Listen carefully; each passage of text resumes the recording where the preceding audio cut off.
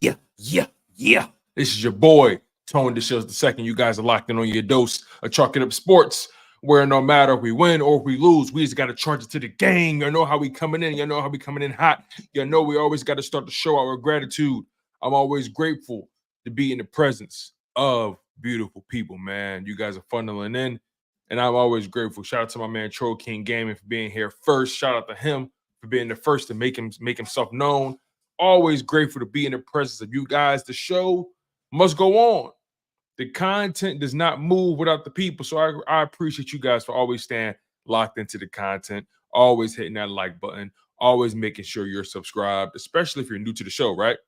I always welcome newcomers. I always want new people to get comfortable here. I want you to be able to take your shoes off, put your feet on the couch. I want you to be comfortable, man. I want you to feel comfortable enough to say, hey, Tone, I'm going to grab a beer. Hey, Tone, I'm going to grab something at the fridge. You want something? I want you to be that kind of comfortable. So I appreciate you guys for always locking in and making me one of your many, many, many options in this YouTube space. I know you guys have a ton of them, and you guys always make sure that I'm one of your clear-cut options, and I do not take that for granted, man. There's so many people that have been doing it for a long time that have a strong handle on the market, a strong handle on the space, and I want to continue to make my presence known, and I want to continue to let you guys know that I'm here for the long haul. I'm here for a long time and not just a good time. Like I said, shout out to Troll King Gaming. Shout out to Eagles Realist for being in the building. John Monroe. We got a bunch of other people in the building as well. Everybody playing it low key right now, but it's all good though. The conversation is going to heat up in a little bit. And again, before we get too deep into the content, you guys know what your responsibility is. Smash that like button, spread the word about the show, comment below, and make sure you guys are subscribed as well. Shout out to my man Little. Appreciate you, my man. I really appreciate you for being here, my guy. Fitness Warrior, what's good? What's good? Gang. You already know how we doing it, man. So, yeah, it's been kind of quiet, right? It hasn't really been a lot going on. And this is the part of the off season where a lot of us get tested as content creators, right? And I think the schedule was supposed to release sometime on Wednesday, if I'm not mistaken. I think the entire NFL schedule is to be released on Wednesday. I know they released the season opener with the Chiefs and the Ravens going head-to-head at Arrowhead. So that's going to be really exciting. Obviously, the Philadelphia Eagles open the season as well on a Friday in Sao Paulo. So the schedule release is incoming. It's coming. I believe it's going to be on Wednesday, if I'm not mistaken. Correct me if I'm wrong, you guys. But I believe it's going to be on Wednesday. And we're going to have a lot to talk about then. And then we'll really be able to map out maybe the wins and the losses and things of that nature. Because I know every time the schedule comes out, a lot of us jump the gun and we say, oh, they're a 10-win team. Oh, they're an 8-win team, or they're a 12-win, or they're winning 14 games. Listen, there's more that goes into these wins and losses than just the team you're playing, right? Timing is everything. Sometimes you can come off of a stretch where you're beating up on lesser competition, and then you finally come across a big dog and you get reminded of where you actually are. So you got to be careful about how you look at these schedules and how you map out wins and losses. And ultimately, it's all about who's the healthiest, who executes the most on that Sunday. It's near impossible to predict these schedules and these wins and losses. It's near impossible to predict what the outcome is going to be. But I think when the schedule is released, I think it's going to be so important for us to really measure and map out how each week lends to the next, right? What does this opponent take out of you that may leave you handicapped for the following week? Or what does this opponent do well or not so well that can potentially help you the following week? And sometimes, look, the 49ers are one of those teams where when you play them, typically the team that plays them, you lose your following week, or you lose the following game in the following week. So these schedules really don't guarantee anything, but it does give you a general idea of how the momentum can potentially swing in the early parts and the latter parts of the NFL season. But we're not going to spend too much time talking about the schedule. We're not there yet. We're not quite there yet. Almost, but not quite there. I want to spend today talking about the Eagles offense, right? As it pertains to Jalen Hurts. Because I am of the belief that Jalen Hurts is poised and set up for MVP season. And look, I'm not here to debate anybody. I'm not here to convince you. I'm here to let you know how I feel about this thing, and you can fill in how you feel in between. But as of right now, to me, based off of the way this offense is constructed, based off of all the moves they've made to make it better, based off of the money that's being thrown around, and based off of the expectations that we all have for this team, I personally believe Jalen Hurts is being set up for an MVP season. And we'll break it down not just by the personnel, but we're also going to break it down by the amount of money being spent on the offense. We're going to break it down based off of the people around him, right? The coaching, right? Things of that nature. A lot goes into this. A lot has to happen for Jalen Hurts to have an MVP caliber season. And look, I'm hoping for an MVP caliber season, right? There's so many more things that go into winning the MVP. It can be politics. It can be how people vote, things of that nature. I want Jalen Hurts to be in the conversation.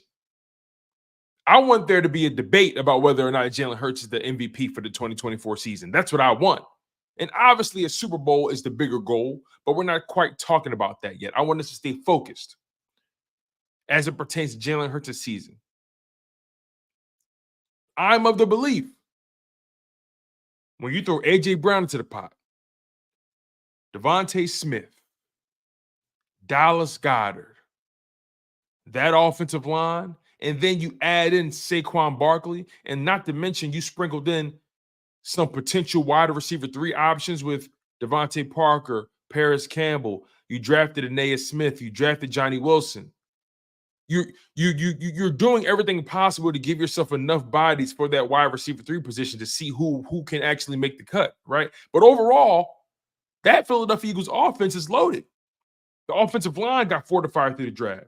You paid Jordan Mailata again. Landon Dickerson, Cam Jerkins takes over as center. Who's going to be the right guard? That still remains to be seen. It could be Tyler Steen. It could be Trevor Keegan. It could be Matt Hennessy. It's all up in the air still.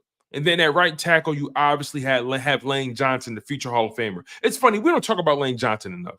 And I think it's because we know he's a sure thing in terms of talent. But there's going to come a point in time where Lane Johnson's time comes to an end, but that's neither here nor there. The fact of the matter is, Jalen Hurts is in a pretty optimal situation to not only be an MVP candidate, but directly compete for the MVP award and put his team in position to win a Super Bowl. We know Jalen Hurts has plenty playoff experience. He has Super Bowl experience. I would like to assume and like to believe that at this point in his career, he's beginning to relinquish the bad habits and pick up the better ones. And we know Jalen Hurts came off of a down year last year. Granted, every other stat category improved rather than the turnovers. The turnovers is when things went awry. But passing touchdowns, rushing touchdowns, passing yards, completion percentage was still about the same. I think his passer rating went down just a smidge. But overall, regardless, Jalen Hurts has to bounce back from the 2023 campaign. Especially when you couple it with everything that happened, right? The way the team collapsed, the way the coaching staff didn't really seem to know what the difference between the left and the right, the dysfunction from top to bottom, the herky jerkiness or the inconsistencies of the offense, right? I know we look at the numbers and we say, hey, that offense wasn't that bad, and numerically they weren't. But when you just watch it with your eyes, you ask yourself, why does it seem more difficult than it has to be? Why does this offense seem like it's really a chore to execute? What is that about, right? Why does it seem like Jalen Hurts is actually laboring out there? Was he dealing with the injury last season? Who knows? I know there was a rumor about the knee, I think, things of that nature. But you look at that offense and you say to yourself, hold on, A.J. Brown, Devontae Smith, Dallas Goedert, that offensive line, you had DeAndre Swift, and the offense looked that disjointed? I don't understand. But again, you have some people who fall back to the numbers that says, well, they were a top 10 offense. Fair enough. That's what the numbers tell you. But what did your eyes tell you? What did the eye test give you? And the eye test told me that this offense is underperforming. That's just my humble opinion. I'm not here to convince you. I'm here to lay my claim to the land. So when I look at the 2024 campaign as it stands now, with the way the roster is constructed, in particular on offense, and you brought in some fresh creativity on the coaching front, I don't see why Jalen Hurts can't win, let alone compete for the MVP award. We've seen him 2 years in a row be considered in the MVP conversation. Now, obviously, again, 2023, everybody dipped off the cliff. They started losing games. There's no way you're being considered for the MVP if you're losing games like that. It's just that simple. But we've seen 2 seasons in a row, 2022 and 2023, Jalen Hurts was in the MVP conversation either throughout the entire season or at one point in the season. So we had to give the young brother credit for always keeping his name in the conversation, regardless of how polarizing he is, regardless of how you feel about his skill set, regardless of how you prefer the quarterback position to be played. That young brother has always kept himself in the mix. Ever since he's been a starter, the Philadelphia Eagles have been a playoff team. So I have to acknowledge that a player who was formerly a second-round pick, a player that nobody really had that much faith in.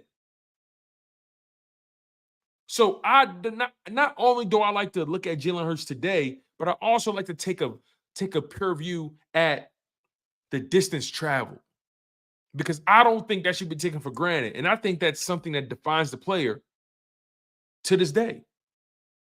I'm of the mindset Jalen Hurts still believes he slept on or he's an underdog. And I still believe he relatively plays with a chip on his shoulder. I firmly believe that. But through all of that I'm talking about, chip on the shoulder, the confidence, the swagger in which he plays with, the down season coming, all that stuff, the personnel, the fact of the matter is, Harry Roseman and Jeffrey Lurie have made Jalen Hurts' job as easy as it's going to get. You know what's so funny? There was a point in time when we said to ourselves, wow, Jalen Hurts is never going to play on the offense that good again, or he's never going to, there's no possible way his offensive personnel could get better, or there's no possible way his job could get easier. And lo and behold, Harry Roseman did it again by bringing in Saquon Barkley. Now, I want to provide context to this, right? The Philadelphia Eagles brought in 27-year-old Saquon Barkley. He signed a 3-year, $37.75 million deal with 26 in total guarantees. He has potential to earn more money, but that's basically an average salary of $12.5 million. So you add Saquon Barkley under that price tag, you add that in on top of AJ Brown just getting his money, Devontae Smith just getting his money, Mailata, Landon Dickerson, Jalen Hurts is obviously making the money he's making. Lane Johnson's making the money he's making. The cheapest positions on the Philadelphia Eagles offense right now is center and right guard. Those are the cheapest positions on the Philadelphia Eagles. They're still paying Dallas Goedert, I believe, top 5 or top 6 tight end money. So overall, this is a very expensive offense. The cap space or the cap hits may not be as egregious, but when you just think about the salaries and the amount of money being thrown around and the guaranteed dollars, this is a very expensive offense in totality. So when the Philadelphia Eagles break the bank like this, Jalen Hurts, the rent is due, big dog. And I got faith in you, by the way. Let me make that clear. I don't carry it like this for no reason. I think Jalen Hurts can get it done. Like I said, I think he's set up for an MVP caliber season. But what's the process like with the new coaching staff? Right? Nick Sirianni, Kellen Moore, Doug Nussmeier. it all remains to be seen. But this is now where we're going to have to start looking at Jalen Hurts and saying, all right, my man, the money is secured. You're entering your 4th year, I believe, as the starter for the Philadelphia Eagles. You've been to a Super Bowl. You've been to you've had 3 straight seasons of playoff berths. You've been the number 1 seed. You know, you have you have 1 division title under your belt. You know, you have a second team. You have a second team All Pro. You got a couple Pro Bowls under your belt. You've been that dude. So I guess that begs the question: where are you guys now with Jalen Hurts? Right? Are you at a point where you're not even looking at his stats anymore? Now you're just looking at wins and losses and playoff success. You know, there's certain guys in their careers, they get to a point where you're not even looking at numbers anymore. You're just looking at playoff success. Has Jalen Hurts reached that for you guys? I'm torn about it, but I want to know how you guys feel. Because me personally, I feel like I know what Jalen Hurts is going to give me statistically. I would like to think I know that. So I guess in knowing that or accepting that reality, I think I may be on the side of I'm not looking at Jalen Hurts for stats anymore, or I'm not trying to see if he can play the, you know, how, again, early in guys' careers, you're looking at the stats, you're trying to see if they can play the game, all that kind of stuff. I think I'm past that with Jalen Hurts. I know he can play the position. I know how far he can get you. We have a general idea of what his numbers are going to look like. So I think for me, I'm judging Jalen Hurts strictly off playoff success. Where do you guys fall with that?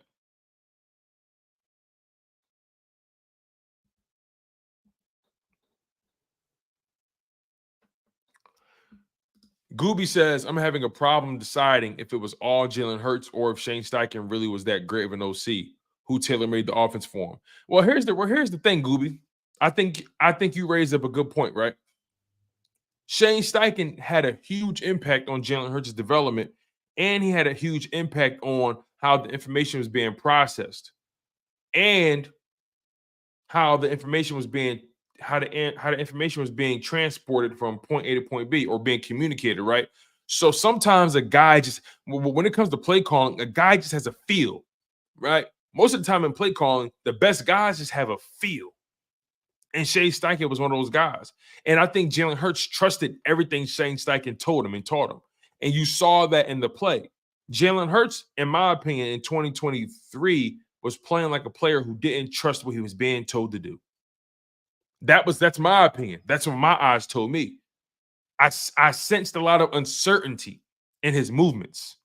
I noticed a lot of uncertainty in where he was going with the ball, to the point where he just started going to AJ Brown because he felt safe there. And he didn't trust anybody else to make the play. So you have to give Jalen Hurts credit for that 2022 season as well, because at the end of the day, he had to go out there and execute, right? Sure, Shane Steichen, he carved out the game plans, I'm sure, and he had the play call and he had the field. But I believe you got to give Jalen Hurts credit for 2022 just as much as you give him credit for 2023, whether it's good or bad, because at the end of the day, he had to go out there and execute those plays. And we know situations where, hey, I know that's a good head coach, but the player just can't get it done. Or we know situations where, hey, I know that player is good. Something's not right with the coaching staff.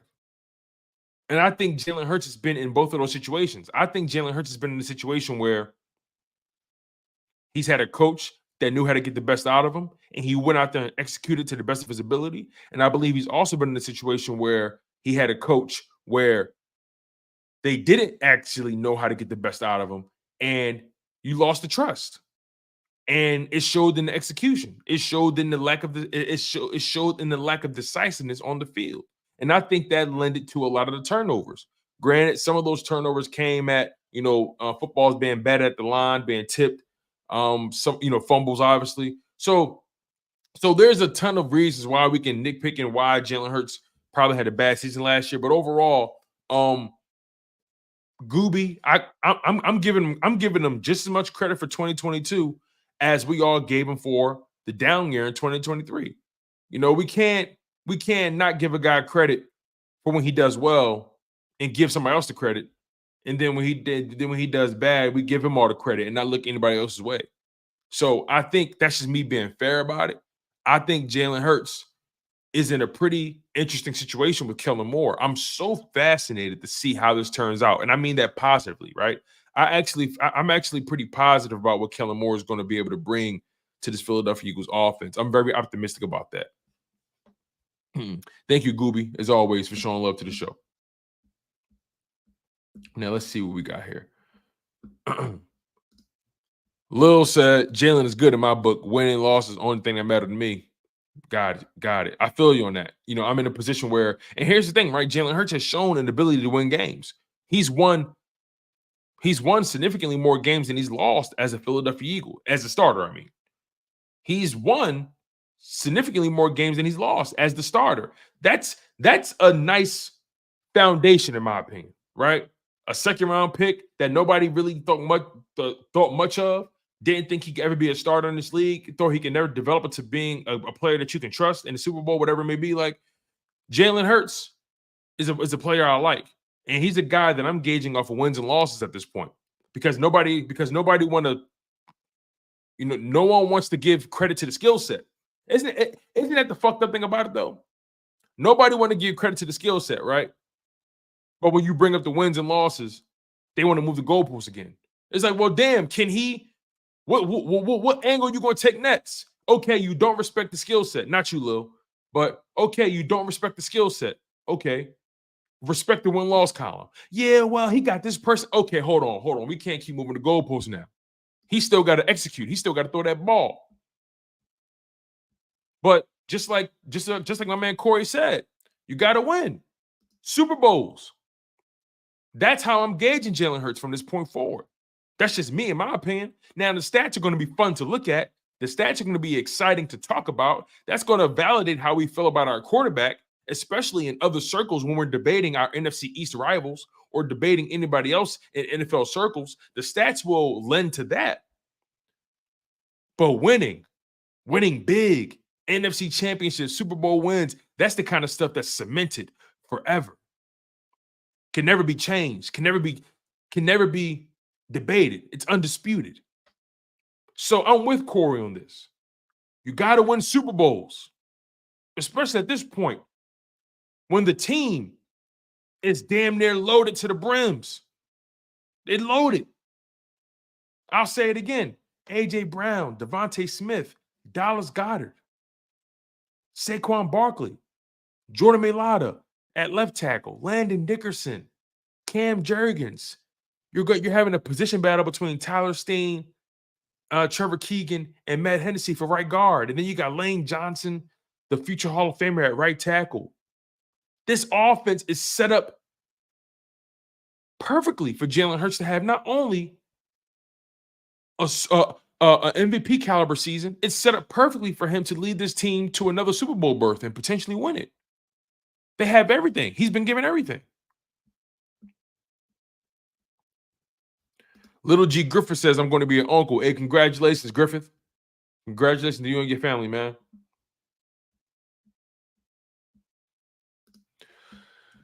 I don't know who this person's talking to, but let's entertain it anyway. How do you know? Did they play a game yet? But you know what the MVP is at the end of the season? Wow, that makes you an idiot. I have no idea who he's talking to.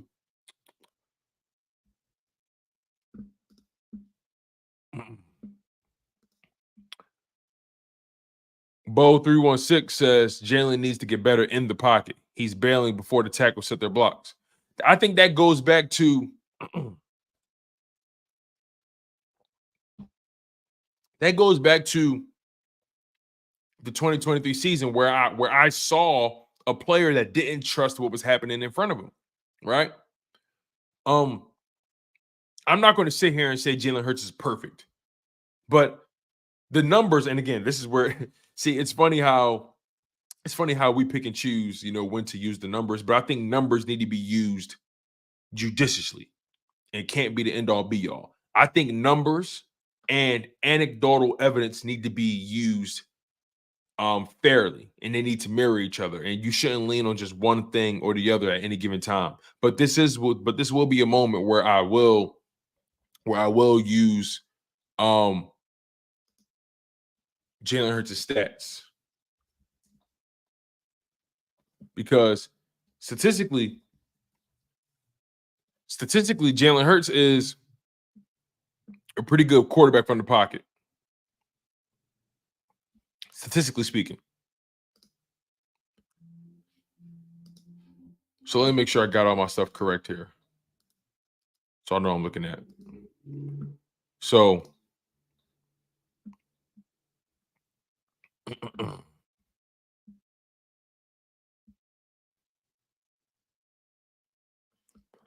want to find his accuracy from the pocket.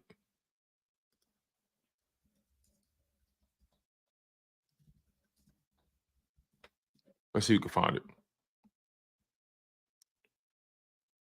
All right, let's see here. So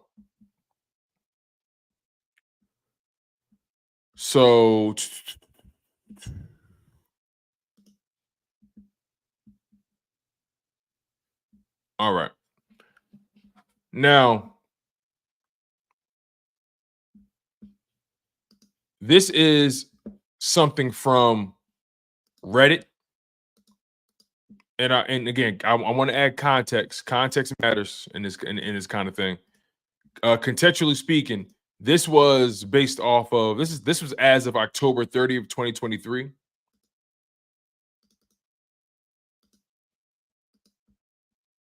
This is as of October 30th, 2023. This is the most recent that I could find. But statistically, Jalen Hurts is a pretty accurate guy from the pocket. Statistically, and again, context matters. This is not this is as of October 30th, 2023. So Jalen Hurts is a relatively accurate quarterback from the pocket. He's not a bad quarterback from the pocket. Could he improve though in terms of his presence in the pocket, how he moves? Yeah, I would agree with that. You know, I would agree that he can stand to improve the footwork. But again, context. I don't want this to get misconstrued as if I'm trying to give you guys misinformation. These numbers are as of October 30th, 2023. October 30th, 2023. I want to make sure we give you guys full context so I'm not misleading you guys. But I just want to give you guys a reference point as to how accurate Jalen Hurts is and has been from the pocket. I mean, if you want to say you would like to see improvements in the footwork and how he climbs the pocket, I wouldn't argue with that. I wouldn't argue with that at all. I wouldn't argue with the idea that, Jalen Hurts needs to improve his movement, the footwork in the pocket, the way he climbs it, climbing that ladder. I would definitely argue that he can stand to improve that. Oh, Ball. Got you, Ball. My bad. Like Jim Harbaugh. Got you. Got you, my man. But yeah, I just look at it from the perspective of, I want Jalen Hurts to continue to lock in on the fundamentals, continue to keep the technique tight, and play his game. Jalen Hurts is never going to be the quarterback that's throwing for 5,000 yards or 4,500 yards. I don't think that's going to be his style. I think we're going to regularly see Jalen Hurts flirt between 3,700 and 4,200 passing yards, maybe 3,800 and 4,200. I think that's realistic, in my humble opinion. I think he's going to flirt around those numbers in terms of passing yards between 3,800 and 4,200. But again, I'm looking at Jalen Hurts as a guy that needs to win games. Richard Jackson says Jalen needs to cut down the turnovers, period, and we good. We're right, like and that's not even unreasonable to ask, right? That's not even unreasonable. What I will say is, he, for the first time in his career, he had a season where the turnovers weren't really friendly to him. So I do want to put it in perspective, right? That was the first season we've seen the turnover bug bite him like that, and the turnover bug has bitten a lot of people at the most inopportune times. So I don't want us to get conditioned or programmed to think that is who he is naturally.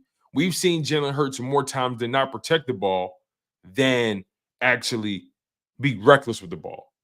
But to your point, Richard, coming off of a season where he did turn the ball over 19 times, that can't continue, especially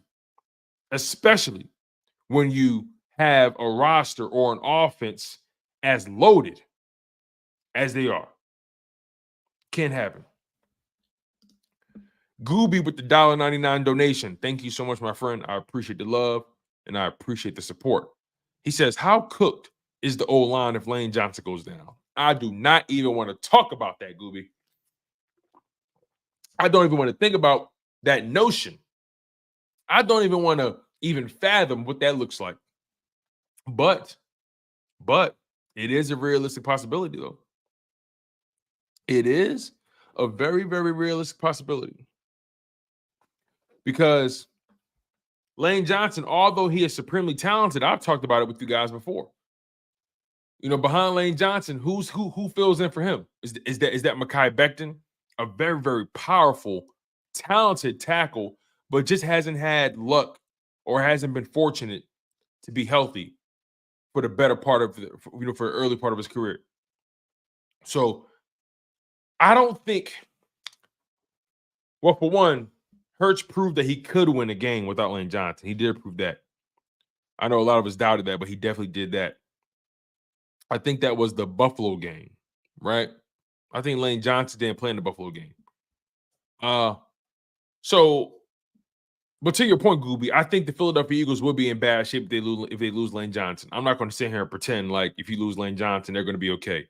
I'm not going to just outright say that. The Eagles lose Lane Johnson at any point, they're going to be in trouble. They'll be in trouble. But to your point, like you said, Gooby, Mekhi Becton should definitely be way more polished, learning under Jeff Stoutland, but also Stoutland can't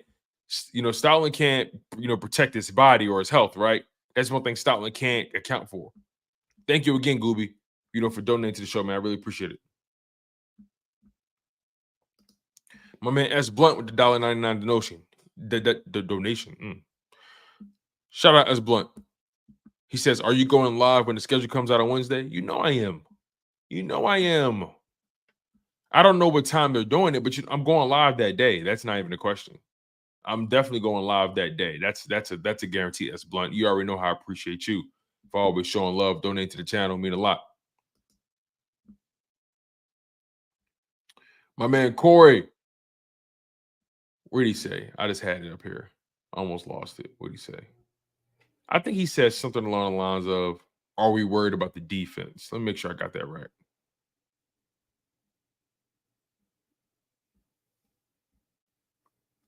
But, the defense, oh, here it is. My man, Coach Corey in the building, always showing love. He says, so y'all not worried about that defense? We are, or let me speak for myself. I am worried about the defense. That's not going to change. But that's not necessarily where my angle is today. I think we all know unequivocally that defense has a ton to prove. And that's not something that's not going to change at all. We're gonna hold that defense accountable through and through. And if they're not living up to expectations, we're gonna rip them. You guys know how we give it up here. But I do understand Corey's angle though. The defense may be the reason they lose games. But as of right now, I'm more so focused on the offensive side of the ball and just how good the offense could potentially be. And if Jalen Hurts is set up for an MVP level season, which I think he is, be as though he's had 2 seasons in a row where he's been outright talked about in the MVP conversation.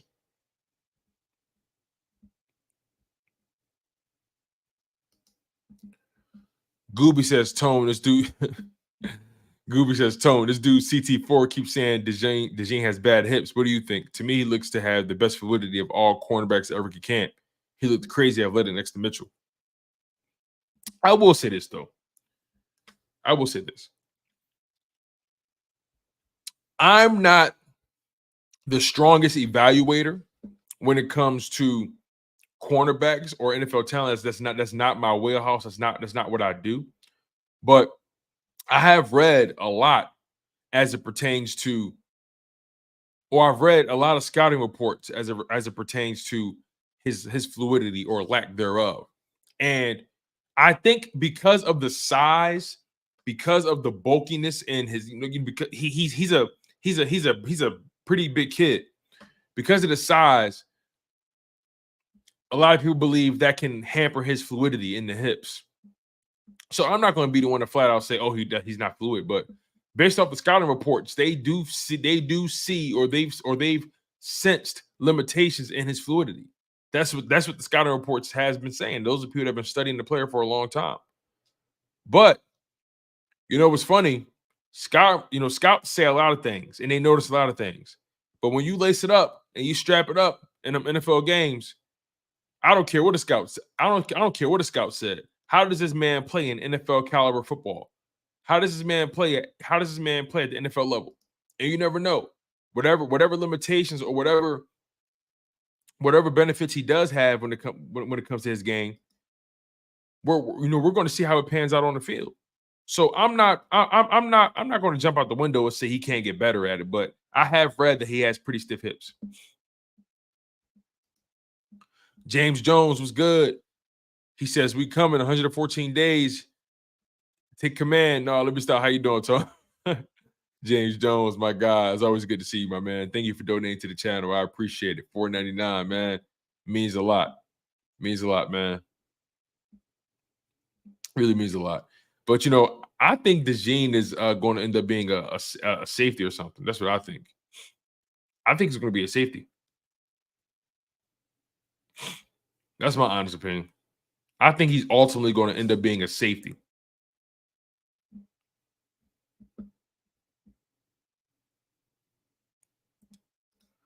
Hoodie J was good. He says, "Yo, Tone, question. I just be thinking, would you do a Cooper DeJean in picks for Surtain?" That's interesting. That's really interesting, actually. Oh, I mean, Surtain is proven. DeJean is not. So would I do Cooper DeJean in picks for Surtain? I mean, sure. I mean, Surtain is a all pro many times over.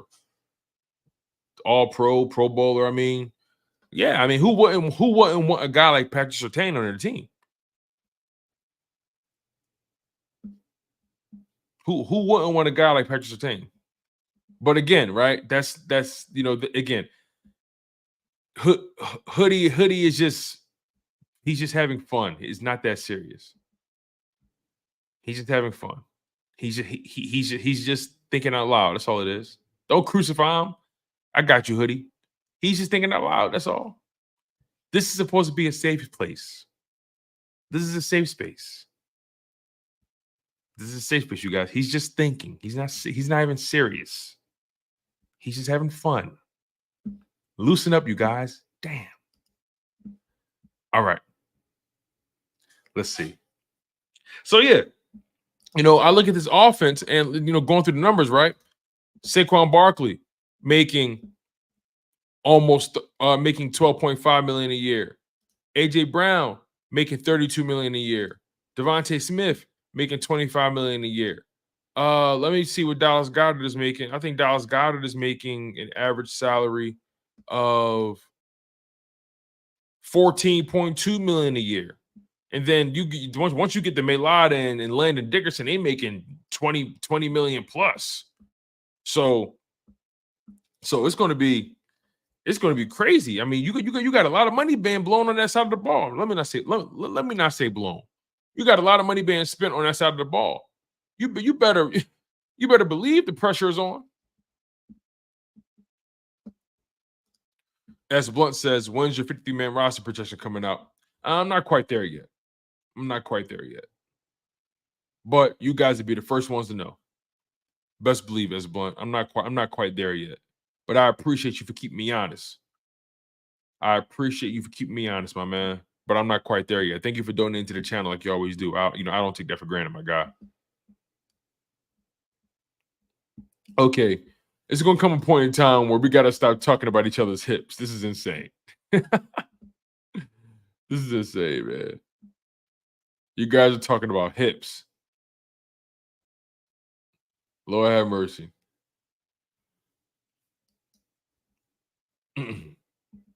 Oh my God. Now y'all going off on James. Leave James alone. Let me ask y'all a question though. Let me try to get y'all focused on something else. Let me ask y'all a question.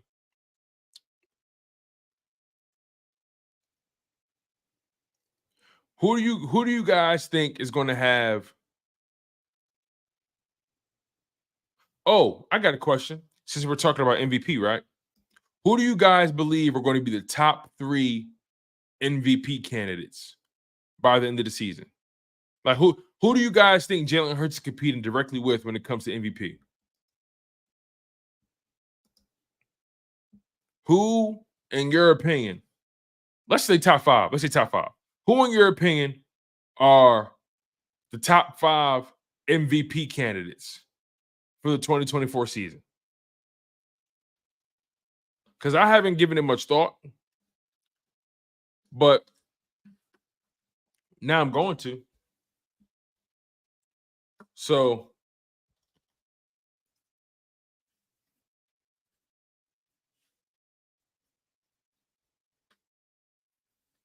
we talked about Hurts, right? I think Mahomes.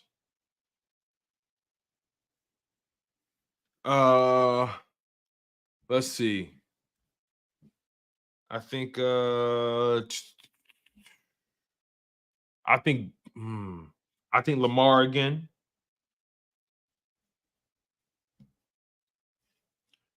I think Allen. And I think CJ Stroud.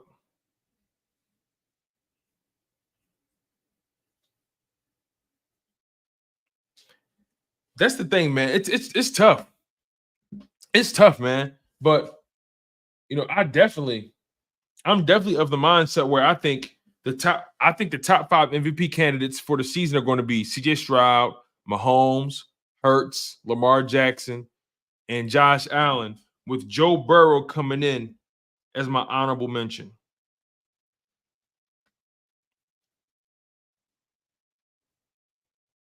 That's what I think. Lonely B says Lamar, Mahomes, Aaron Rodgers, Josh Allen, and CJ Stroud. Oh, okay. Let's see. Chin says Mahomes, Goff, Lamar Jackson, Burrow. Okay, not bad. I don't think there's really a wrong way to look at this, unless you say Will Shipley is going to win MVP. That's just insane. Nike says Stroud, Mahomes, Allen. Yeah, I think Allen could definitely win. It's possible, especially given the fact that he lost all his offensive weapons and now he just has a rookie in Quinyon Coleman to throw to, with Dawson Knox and I believe at tight end. Rome says Mahomes, Love, Lamar, Allen, Purdy. Interesting.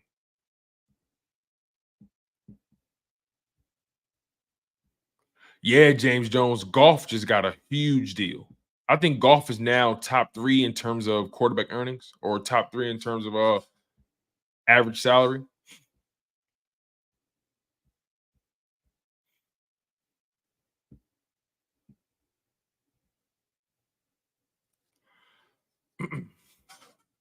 Let's see.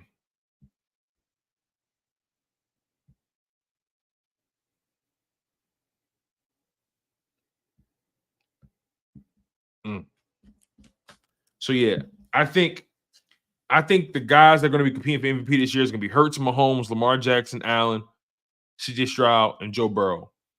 Burrow coming off of that injury riddled season. I know he's looking to bounce back. Allen looking to have a better season or a better start to the season. Hurts looking to bounce back. Stroud looking to pick up where he left off. Mahomes looking to bounce back as well. Believe it or not, Mahomes had a down year. Believe it or not, he still won the Super Bowl. And Lamar Jackson looking to double back on the MVP award, but because he won it last year, could be difficult to win it back-to-back years. It's really hard to do that in the NFL. Really hard to do it. Hoodie J says, who's winning Offensive Player of the Year? Marvin Harrison Jr. is not winning Offensive Player of the Year. He may win Offensive Rookie of the Year. He can win that one. He may win that one, but he's not winning Offensive Player of the Year. I don't think that's going to happen. Okay, yeah. Got you, Hoodie, got you. Yeah, I think Marvin Harrison could definitely win Offensive Rookie of the Year. I think he definitely can do that for sure. Gooby says, this is the type of year when Dallas goes one game further in the playoffs just to spite the fan base. Dallas is a wild card, man. They're confusing. I don't really know what they're up to right now. Paul Mancini says, in the NFC, 49ers, Lions, Packers are the teams to beat. I think if you're being objective, you got to put the Niners up there. You got to put the Lions up there. I think the Packers are a young team that proved a lot last year, coming off of that crazy win in Dallas, and you should have beat San Fran, in my humble opinion. I think they are in that group of teams to beat, but I also think, call me crazy, but the NFC, it's like maybe 5 teams to beat, really. In my opinion, I understand the Cowboys did what they did in the playoffs. The Eagles obviously fell off towards the back end, and the Niners, Lions and Packers had the best playoff success. But I think you got to put the Eagles and the Cowboys in that category. I understand the Cowboys are going through turbulence, but you still got to respect the sword. You still got to respect those guys lacing it up every single week, man. You don't want to get caught lacking because you're sleeping on the opponent. I think the Cowboys are a team that's going to still come in and play hard. I think the Eagles are a team that you have to respect as well, along with the Lions, Packers, and Niners. Best believe, just because the Eagles had that down year, don't think the Niners, Lions, and Packers are just saying, oh, the Eagles are washed. They still paying attention to that team. Those teams that, Paul considers the teams to beat, and I don't think he's wrong. I just think he needs to add a couple more teams into that group, because the NFC playoffs is going to be insane to watch this year. Because you want to know why? The Rams, they got better, and I think they're going to be better this year. The Buccaneers, I think they're a team that you still got to watch in the NFC South. The Falcons, right? The NFC got more competitive. Flat out. Teams got better. Lions solidified their offense, paying Amon-Ra St. Brown. They drafted Jahmyr Gibbs. They signed David Montgomery. It's about a year ago. They extended Goff. They still got Penny Sewell on the offensive line. They got Ragnow at center. That offense is they got Sam Laporta. The Lions are a team that you're going to have to bring both boxing gloves for. Niners, Packers, but I think the Eagles, same thing. I don't think the Eagles or the Cowboys are a team that you should go into a game saying, they're cooked. That's my mindset, at least.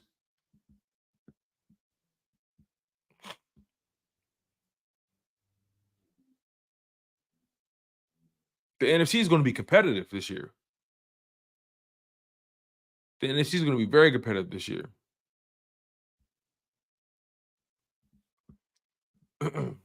C24 says Dallas barely gets out of the first game of the playoffs. Still, they're going to be in your way. They're going to be in your way. Listen, trust me. I know their history just as much as you guys. I feel you. They're not a team that you trust, but you don't want to go into a game thinking they're just going to fall off. You don't want to have that mindset. You want to control the narrative. You want to control the momentum. And you don't want to put yourself in a situation where you're hoping for the Cowboys to do Cowboys things. You want to dominate them and you want to kick their ass flat out. So I think it's important to have a C24. Don't spam or you will get blocked. I like you, but I don't like you that much. You're spamming. Okay. So Gooby says Lions only worry me because Dan Campbell is such a good head coach and that O-line. I think they're top 2 and 3 in the NFC right now. Yeah, you got to. Yeah, definitely. The Lions are top 3 in the NFC. I mean, they made it to the NFC Championship. You gotta give credit where credit is due. They made it to the NFC Championship, and they honestly should have made it to the Super Bowl. That's just me, though. But things happen. It is what it is. No big deal. But again, I think the NFC is deep this year. I think you got about 4 or 5 teams that can make it to the conference championship in the NFC. I really think that. Man. Lions, Packers, Niners, Eagles, Cowboys.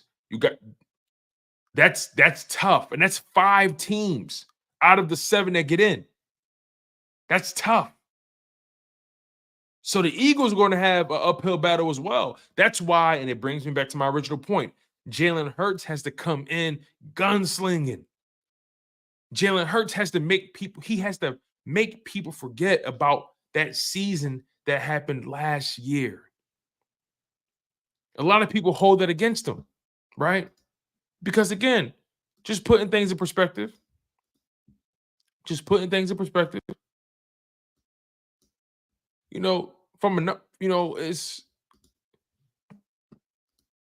you see a quarterback and you say to yourself, okay, hold on. You see the quarterback, you say, all right, 17 games played, completed 65% of your passes, over 3,800 passing yards, average 7 yards an attempt, 23 touchdowns, 15 interceptions. You got to cut that down. That got to get cut down. But then you also had a 1,000-yard running back, along with 600 rushing yards by your quarterback. You had a 1,400-yard receiver. You had a 1,000-yard receiver. You know what I mean? You got production from your top 2 guys. Obviously, you didn't get anything from wide receiver 3, but that's a lot of offense. And some of us thought to ourselves, there's no way this offense can get better. And they bring in Saquon Barkley, a perennial 1,000-yard running back, a perennial offensive weapon who's going to give you over 1,000 yards from scrimmage. A guy that's a legitimate force from the backfield, running the ball, catching the ball, blocking as well. So I don't think Jalen Hurts is in a position to fail here. Even with the new coaching staff, I don't think he's in a position to fail. Now, I do believe that he would have benefited having more consistency from the coaching ranks. Obviously, Shane Steichen wanted to elevate his career. And Brian Johnson, I mean, that really didn't work clearly. But Jalen Hurts hasn't really had any consistency. So I'm hoping, despite that, the experience that he's accumulated, I'm hoping that with the turbulence, he's able to find some stability through his technique, the fundamentals, through his preparation process, right? All those things come into play. I want to believe the maturity is going to carry over to the football field, and I think he does a good job at doing that. But overall, I think Jalen Hurts is in a position to do well. I think he's in a position to do well.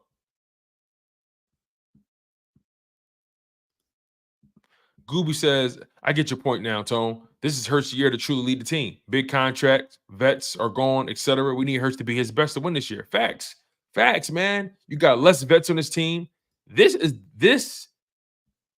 huge. This is a big year. This is a big year.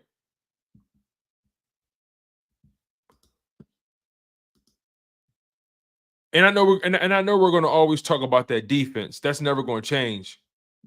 But it's from an offensive perspective, Jalen Hurts just has to get it done. He has to get it done. Just going to. Here's another thing that we got to discuss too. Hold on. Here's another thing we got to discuss here, right? When it comes to Jalen Hurts' production, we got to discuss this.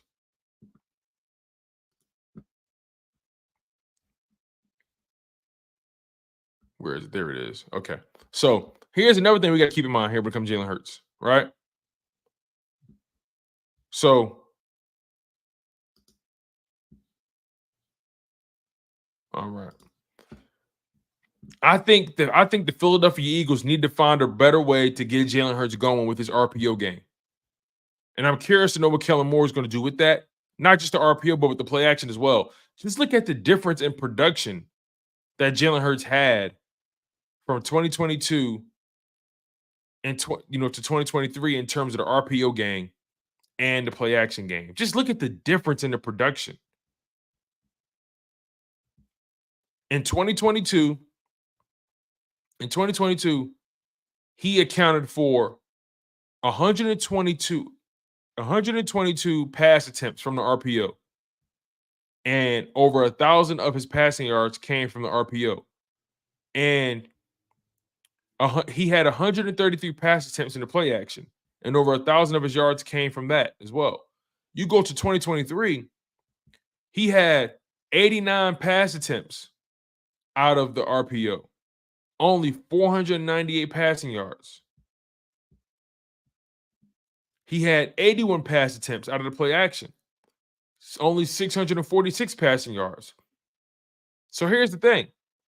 You can say to yourself, well, the attempts dropped, Tone. What do you expect, right? But at the same time, you say to yourself, why weren't they able to get the RPO game and the play action game going? What was stopping them from keeping defenses on their toes? I actually, in my humble opinion, these numbers to me signify how predictable the offense became. Because if your RPO is not putting up numbers, if you're not putting up numbers off the play action, that means that defenses know what's coming and they're prepared for it, and you're not catching them on their heels. On top of that, that means your running game isn't as effective as you may think. So, hence why Saquon Barkley was brought into the team. Just think about that, right? Just doing some math here.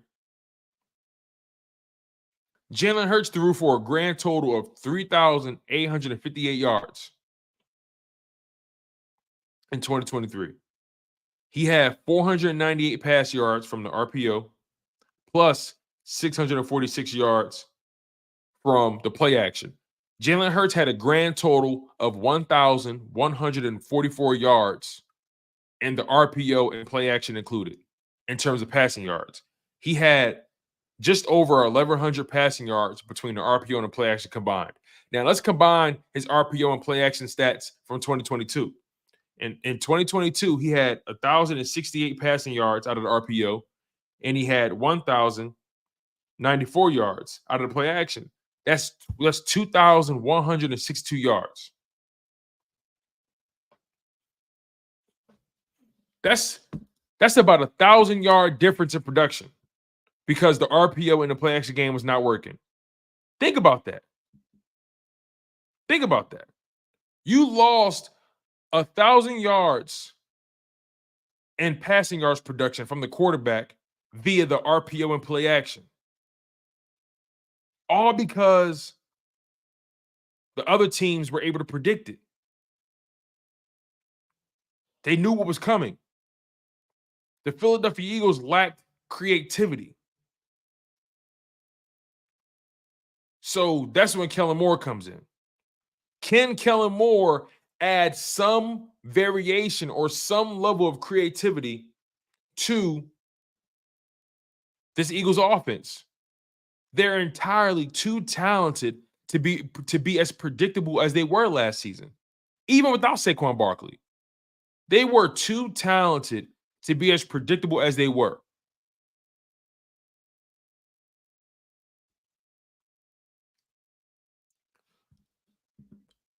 But again, I think we're in a situation where Jalen Hurts can't get it done. He can't get it done. Also, just looking at the pressure, Jalen Hurts was blitzed 185 times in 2023. 185 times.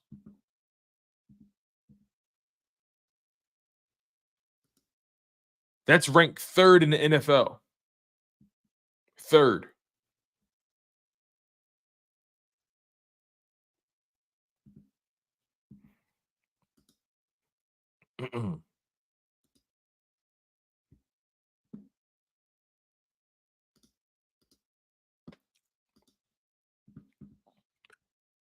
So now you ask yourself, you lose Lane Johnson,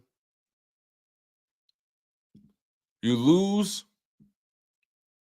Cam Jurgens from right guard to center, and you got to figure that position out.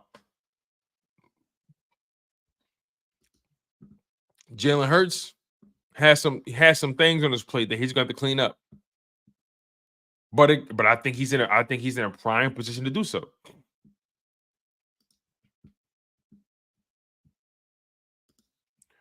Paul Mancini says the Eagles aren't paying their quarterback $250 million to run a high school offense, RPO. This is why.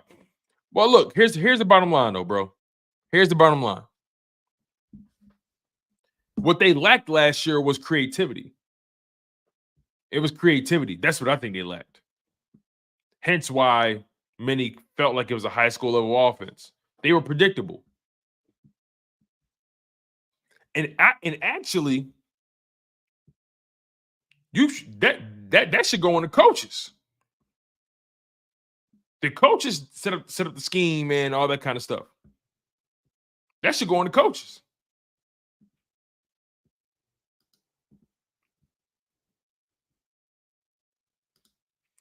Fitness Warrior says, just so you know, Hurts played under center in 2022 also, and more play action too. They schemed for blitzes in 2022. So yeah. Good point, Fitness Warrior. That goes to my point that you had more creativity with the coaching staff or with Shane Steichen when he was here.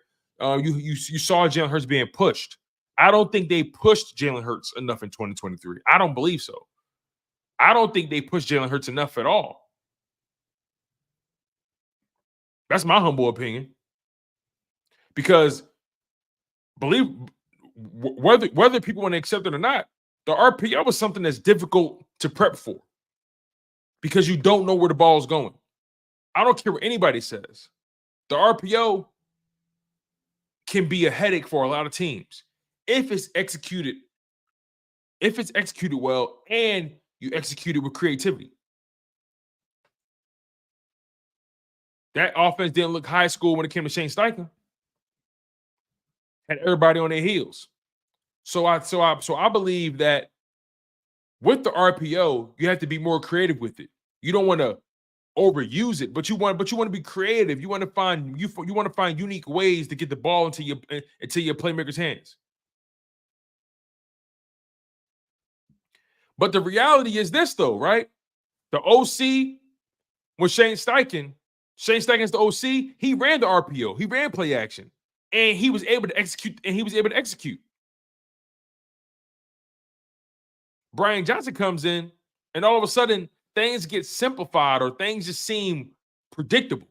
So I don't think the RPO was the problem. I think the lack of creativity in using the RPO is the problem. That's what I think is the problem. But I also expect Jalen Hurts to be able to do more. I don't think that's going to be the only thing he does in 2024.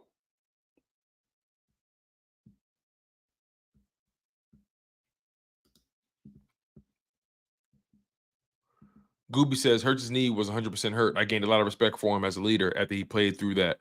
Looked like a bad MCL sprain. Yeah, man, that was a weird injury too. Very weird. We were all confused about the nature of it. Very weird. I've always had a ton of respect for Jalen Hurts just because of the journey, man. Will Benacore, what's going on, my man? Paul Mancini says Brian Johnson may go down as the worst OC since Richie Kotite. I just know how bad he was, so it was just funny to even make that comparison. Fitness Warrior says, I don't think they listen to Jalen Hurts. I don't think Nick had faith in Brian to run and scheme a new offense. That's why they had the same exact plays from 2022. Fitness Warrior, now you cooking with gas. But be careful. When you cook with gas, you may burn the house down. But I feel you. Hope all is well, Will. I feel you, though. I feel like they didn't push Jalen Hurts hard enough. I really don't think so. 757 CJ, what's good, my man? Hope all is well with you guys. Hope all is well, man.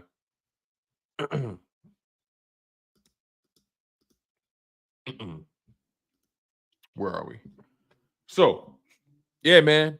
I'm just under the impression that although I'm a Jalen Hurts guy, I'm not going to ever sit here and come on this platform and not hold him accountable.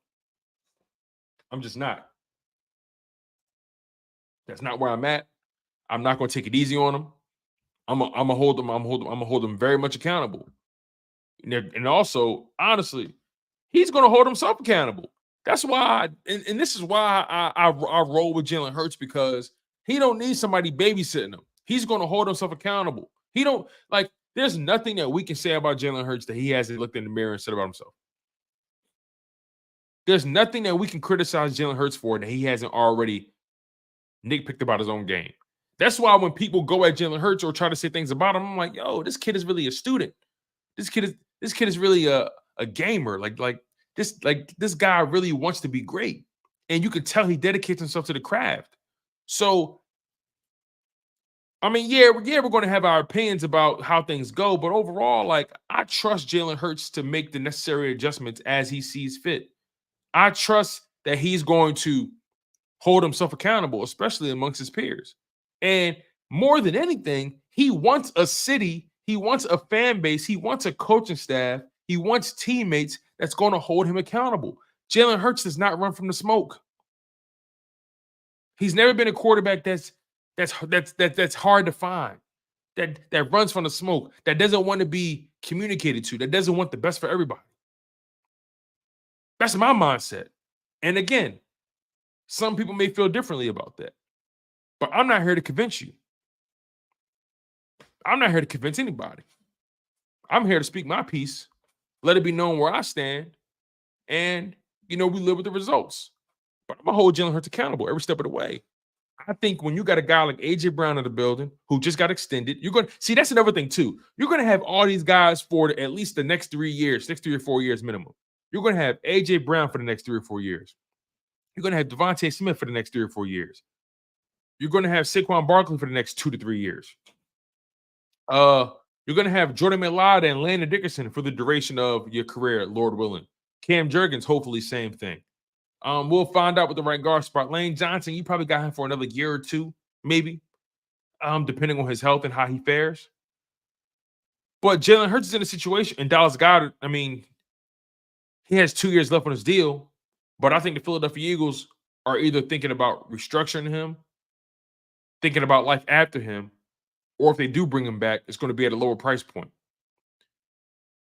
But when you got that kind of personnel in the building, Jalen Hurts, it's hard to campaign for you if you're not doing well.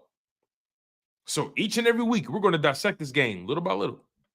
We're going to talk about what we saw, the good, the bad, the ugly, the positive, the positives, the negatives. And look, football is a very, very, very imperfect sport. It's a sport that has a ton of moving parts, and obviously we know the defense has a job to do. And some of us are high on the defensive personnel. Some of us are not. I think all of it is fair. But I think as it pertains to the offensive side of the ball, Jalen Hurts has everything he needs to be successful. It remains to be seen if these are the right coaches for him. We're going to find out.